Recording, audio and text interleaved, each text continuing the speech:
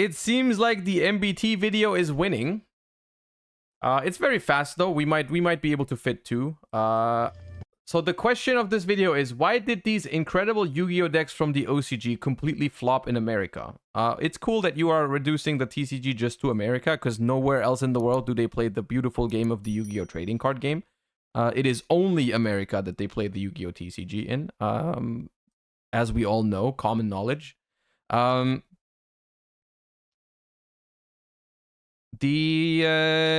What deck? I can't even think of a deck right now off the top of my head. Oh, let's just watch it.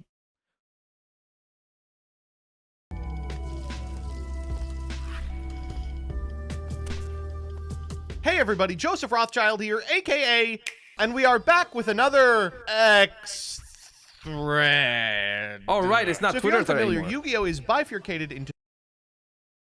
I mean, this is not a great example. Isn't this just Hulk kitchen sink? We had that.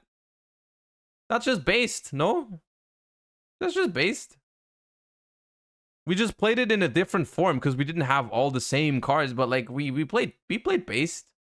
To two different regions. The OCG, which is played in Japan and stands for Official Card Game, and the TCG, which is played in America and stands for Yes, America. My favorite place to play the TCG. Where else would you possibly play it? Card game. The OCG gets cards a couple of months earlier than the TCG, so frequently TCG players can look at what was good in the OCG to get an idea of what will be good in the coming months. And the OCG also, as commonly known, is only being played in Japan. Nowhere else.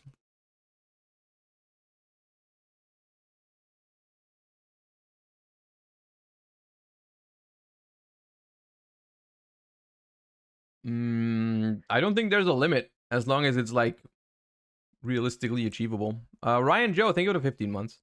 That said, it's not always the case. See, the OCG follows a different release schedule and has a different ban list, which includes Max C, which means that occasionally a significant amount of the cards that are powerful over there fail to be powerful over here. Today we're asking what decks that were killers in the OCG didn't do much stateside, and we are beginning with... I mean, I think Vanquish Soul counts. I think Purely counts. It's only recent things I can think of. Yeah. This one, Adventure Tenyi. Now, we had a similar deck called Kitchen Sink that was kind of successful, but for a period of months, this was, if not a top 3... That shit won like YCSs and stuff. Free strategy, the literal best deck in the format. It utilized the adventure monsters, the Tenyi monsters, and cards like Rose Dragons in order to make powerful bosses out of the... You just said Rose Dragons in such a weird way. Like, it's so weird that they played them. So that they were meta for us, like hella meta, dude. How are we calling them Rose Dragons? No, that shit was meta. Extra. Of course, it made use of Danglong, a card that we didn't have at the time, but it wasn't so... Yeah, Red Rose is still limited to this day because they were so popular. So integral to the plays that you would expect it to be literally unplayable when it came over here. And yet, Callie says Adventure PK for sure. This was practically the only thing worth playing in the OCG for an entire format, with only Flu as a real competitor. When it came to the TCG, it was just struggling to scrape tier 2. That is absolutely correct. In fact, I don't know if that's true either. I don't think that's true. That deck was probably good. No, I didn't play when this dropped during the COVID era. But I'm pretty sure this was good. Phantom Knight was expected to be the best deck like 16 formats in a row, largely because of memory from the OCG, do not. And it almost always failed to convert. I mean, look at this deck. It's like just the Phantom Knight cards, Svelte Engine that puts up Rusty Bardish, a Dagdaline, and then can back it up with the adventure stuff in order to set more negates. Here, that failed to convert, and we really didn't get an adventure pile deck until like Prank It. Rebecca also has a good one. Invoked Dragoon is probably the best example of when the TCG was most fearful of the impact of Dragoon itself. This card saw tops in combo decks, but it was never really a large cut of the Invoked in general, I want to say, while the deck, like Invoked Wind Witch specifically was a deck in the TCG, but like Invoked in general, I think it was more popular in the OCG than it was in the TCG. It could be a maxi angle where like Invoked was usually like it could only summon like 1 or 2 times per turn, and that's why it was fine. So I do think overall Invoked was like we did play Invoked, right? Like Invoked has always seen play in the TCG as well for a while. Like there's like Alistair is a meme for a reason, right? But I think it was less popular compared to the OCG. And this deck specifically, I don't remember ever seeing. Like it was in the OCG. Yes, Overseas Dragoon was like the name of the game for a significant amount of time. I guess you could argue that it had a lot to do with the existence of Maxi, the fact that it really only had to go into the extra deck once over the course of the turn, and here, of course, we would just... That's probably what a lot of this comes down to, is like people underestimate the difference in Maxi that Maxi makes in the format. I'm not saying Maxi is better for the format. Please do not take it that way. But it sometimes makes it so that like slower strategies just seem less, optimal here as they are in the OCG. Continue special summoning. And while Dragoon was very powerful in decks like Drytron that could integrate it into their end board by making Vertanaconda, it wasn't nearly as ubiquitous as it was over there. We didn't really have like a ton of decks whose whole game plan was Dragoon, for instance. Dustin says, damn, that's crazy. 18 plus instant fusions that can also bait Ash Imperm for Hulk. Synchron Runic was something that people just sort of expected to be playable in the TCG, but in actuality, it never converted. This is one of those scenarios where I think the OCG honestly just missed the mark and played kind of a mid combo deck.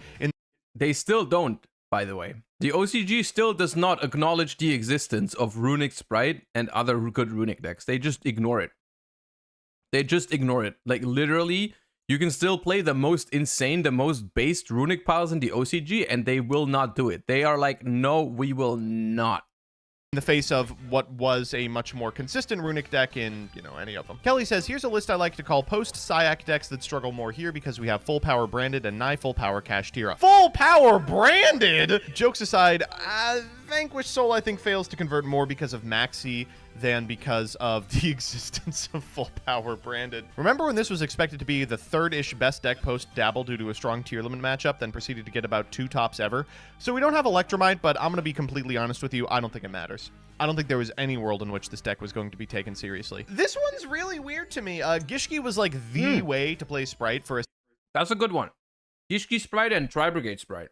Significant amount of time in the OCG, thanks in part to Evagishki Naramanis. In the TCG, Sprite Elf was banned, which is a lot of the reason why the deck was playable in the first place, but I think there were a couple of events and weekends in which you could play the deck at something similar to Full Power, and people just didn't. They just elected not to. They were like, I don't really want to pay 5,000 life points in order to make this guy. I think we are just too stupid to play Zephyra. Our excessive consumption of McDonald's... I mean, okay. This, once again, might blow your mind because it didn't happen in America. It happened in a place called Europe. But I remember Typhoon specifically got second, or was it second at the YCS? No, it wasn't second. But he got like, he topped a very large YCS with Zephyra. And people played that deck. It was YCS Bochum. It was the one that Marco Perico won. So Zephyra did see play. McDonald's has filled the part of our brain responsible for Zephyra. But it for the purpose of this video, it did flop in America.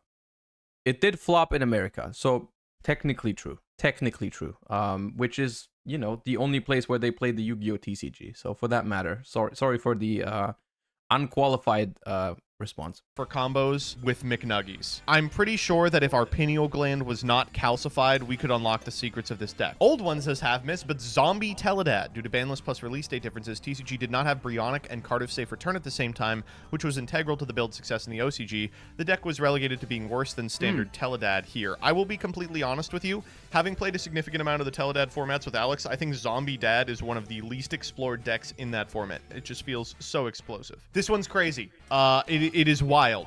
So Ellie says, for some reason, in like 9 consecutive formats, Pure Dragon Maid was a top 3 deck in the OCG and has seen... Really? I don't remember this. Was it? Seen absolutely no success in the TCG besides a Chamber Splash and some Dragon Link brews. This one's wild. Do not tell Herman about this. Again, another one of those decks where you can be like, oh, it plays nicely around Maxi, but I don't think it plays so nicely that it goes from being a top 3 deck to literally unplayable. Okay, this is the classic. Yes, Exodia FTK was busted in OCG from a couple of months in late 1999 to early 2000 because the way that something's off about seeing 2 of each Exodia piece in the deck. That just throws me off. I hate that. Again, in which the Black Forest worked is they would trigger whenever they went to the graveyard and not when they went to the graveyard from the field. And as a result, you could just kill your opponent turn 1 constantly. Sprite is not a bad example. In the OCG, this thing was tier 00000. There were formats in which you would look at the top cut breakdown and it would just be a big picture of Sprite Blue. But in the TCG,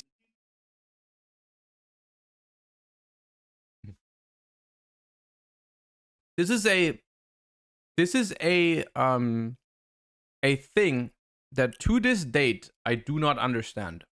Now, okay, Sprite did not flop. Sprite did not flop when we got it, but compared to this, Tearlament was a lot more popular and Sprite was a lot less popular. Now, I will say, Garura did make a difference because Super Poly was good against Sprite and Garura was just really, really good for Tearlaments. But a difference of 72 to 6% from this specific breakdown is not explained simply by Garura. And the one thing I want to add to this is people always mention Maxi for this as a reason of like, hey, Sprite can search Maxi, that's why it benefits from Maxi being in the game. When in reality, Sprite also gets hammered by Maxi, whereas Tearlament does not care. The same as it is in Master Duel right now. You get Maxied in Sprite, you lose the game. You get Maxied in Tearlament, you make a Kitkalos, your opponent draws 1 card, you add Sulliak, and then you play on your opponent's turn, more than your opponent does, right? So I always thought this was weird that, like, when Tearlament and Sprite both existed initially in, like, Power of the Elements format, that the OCG preferred Sprite over Tear, because I think Sprite was just worse in a Maxi environment than Tearlament, right? We didn't have Rule Kolos yet. They didn't have Garura, but still, like, I still don't think it explains the difference of 72% to 6%. What? Crazy. I think it's crazy. OCG, I think, capped out at 50% of top cuts and only went down from there. By the end of the format, it was clear that maybe Tearlament was better before the release of the Ishizus. I legitimately think that the OCG just didn't experiment enough with alternative tier brews. The coolest deck in Yu-Gi-Oh's history, completely unplayable because 2 cards were banned. I will be completely honest with you. Good. We should definitely... Farfa, close your eyes. Farfa, close your eyes. You're gonna get stupid ideas. Do not watch. Have kept Block Dragon banned. I do not want this shit to be playable. And we go, wow, look at this fun, cool deck. Actually, it's really good that the deck whose power play is to hand loop you with power tool. Everyone, I think there should be like a program that enforces people, like, by law, that have ever, like, if you've ever typed unlock the block in any, like, if you've ever put these words out into the internet at some point, in any Twitch chat, in any Discord server, in any tweet, on any X videos site or whatever, if you've ever put the words unlock the block out there, you should be forced to spend 24 hours queuing into freaking Adamancipator on Master Duel and going second all day, and then reconsider what you've done. It's like how you deal with like, you know. I will play at Emancipator Mirrors forever. I don't care. Oh, you would care. You will care. You will care. You guys have no idea what a freaking good game of Yu-Gi-Oh is if you're saying unlock the block. And I've been saying that. Thank you, Toast from Below. Thank you for the 3 months.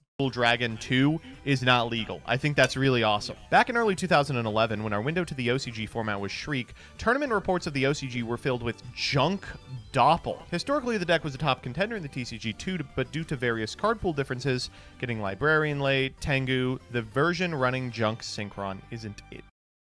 People ran junk Synchron in the TCG. This is wrong. This is not correct info. Junk Doppel was a popular deck. True Draco, Cosmo, Metal Foe. A couple of TD Metal Foes topped over here, but they were never as dominant, and the Cosmo variants were completely unseen. I tried to make it work, but couldn't see the same success as the OCG. This is a pretty good one. Again, weird to be like a big combo deck like True Draco, Metal Foe, Cosmo was more popular in a format where Maxi existed. But over here, yeah, we just couldn't get Metal Foe, Cosmo to take off. I remember playing at the Worlds that year, at regionals that year. The what? There were always people. The Worlds that year, at regionals. Oh, World Celebration that year, and there were always people around the top tables who were trying to make it work, but just couldn't get it. It didn't really flop per se, but I don't have a ton of better examples that aren't like Earth Slurry. Inferno. Maybe he's just referring to the World Championship as like NA Nationals, right? Because at this point, I mean, if the TCG is only being played in America, you might as well call like the NA Nationals, you might as well call it freaking the World Championship, because like, what's the difference really? Like, no one else plays the game anyways. It's Worlds. It's basically Worlds, right?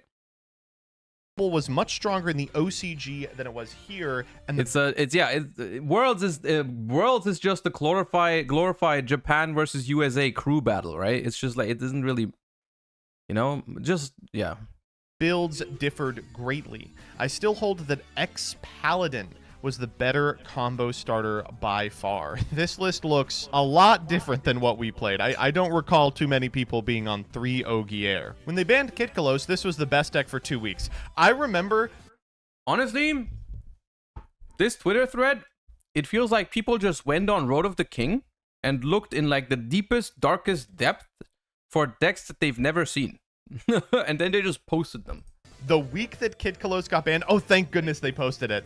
Tri-Brigade took up 28% of the metagame. I remember that. This deck is no longer played. Nothing changed. They just elected to stop playing this deck because it was actually not very good. Literal week 1 shit. Matthew Foster says, I get Heat Soul was released way later in the TCG, but it was always funny that this was like the 3rd or 4th best deck for 2 years what is straight. This?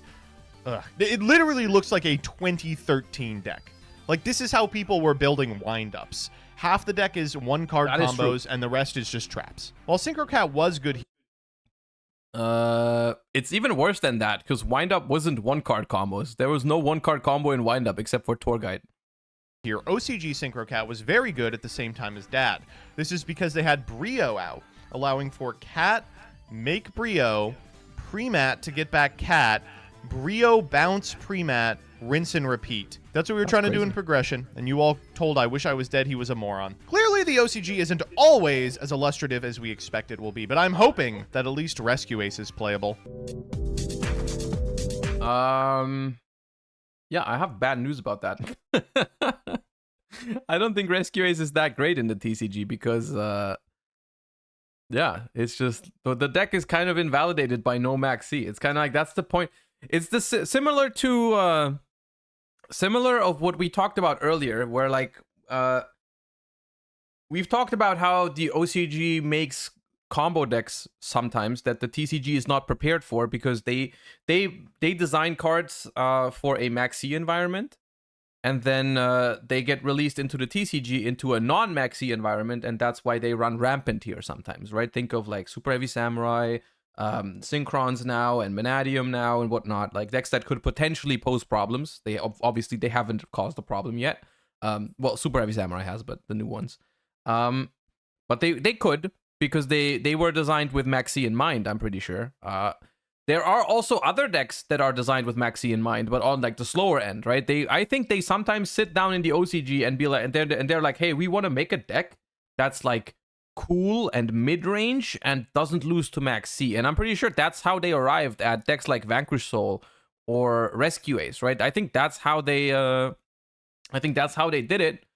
But and then they get released into the TCG and they lose one of their main selling points, right? They lose the selling point of, hey, this deck only summons once, so it's good into Maxi, and it still does a respectable board. When we look at it, we're just like, this deck only summons once? What do you mean? Why would I do that, right? And it's like, and then you compare it to like the end boards of all the other decks that don't have to respect Maxi, and you're like, well, I guess there's no real reason to play this deck, right? It doesn't. The decks always seem too fair, right? That's what it is, right? They always seem too fair. It's like that's the number one word that's like being used for decks like Vanquish Soul. It's like people always refer to them as too fair. But the thing is, fair is a very relative term, right? Fair only means something if you compare it to what the other decks can do, right? Because like, you know, you throw Vanquish Soul in a different era of Yu-Gi-Oh, the deck would definitely be seen as completely unfair, right? Like a couple years ago, you make Vanquish Soul a thing, like that deck is like, people complain about Vanquish Soul if that's a thing in like, I don't know, 2017 or something, I don't know.